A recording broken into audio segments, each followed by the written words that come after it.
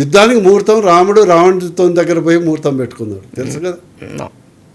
అంటే రాహుల్ గాంధీ కంటే రేవంత్ రెడ్డి గొప్పోడు, బ్రెయిన్ ఎక్కువ ఉన్నది అంట. గొప్పోడు అంటే తెలివిలో బ్రెయిన్ ఎక్కువ ఉన్నది.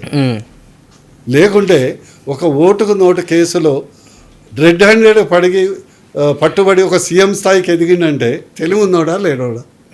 అది కొంతకాలంలో.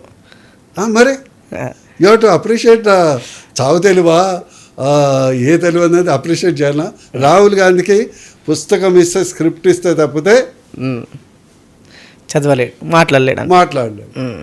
చిలక పలక అంటారు కదా, సేమ్ ఎన్ని యుద్ధం అన్నారు, ఎన్ని యుద్ధం పోయినాయా పోలేదని చెప్పిండ్రు.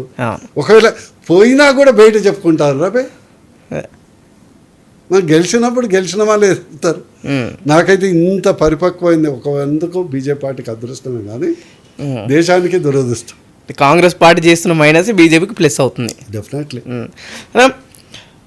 బీసీ ఉద్యమం బలంగా నడుస్తుంది తెలంగాణలో. అయితే కొంతమంది లీడర్లు అయితే వివిధ పార్టీలు కావచ్చు, లేకపోతే పర్సనల్ ఎజెండా ఉన్న లీడర్లు, ఇద్దరు వ్యక్తులను తీసుకొస్తాను నేను. ఒకవైపు కల్వకుంట్ల కవిత కావచ్చు, మరోవైపు Teenmar Mallanna. Kalvakuntla Kavitha Congress party BC reservation ప్రవేశపెట్టిందాన్ని అటు ఆమోదిస్తున్నాం, నేను కూడా సపోర్ట్ చేస్తున్నా అన్నది. ఒకవైపు బీఆర్ఎస్లోనే ఉంటుండే కల్వకుంట్ల కవిత, బీఆర్ఎస్ వాళ్ళు వ్యతిరేకిస్తున్నారు. సో ఎట్లా చూడొచ్చు ఈ డ్రామాని? ఇక చూడు, రాజకీయాలు ఎట్లా ఉంటుంది, ఏ ఇష్యూ ఓన్ అప్ చేసుకునే ప్రయత్నం చేస్తారు, అంతే కదా. అంటే ఇక్కడ ఎట్లా అంటే పక్కింటోడు ఇంట్లో పెళ్ళి అయితే మన ఇంట్లో రంగులు వేసుకుంటారు కదా, ఇవన్నీ ఆ బాబత్.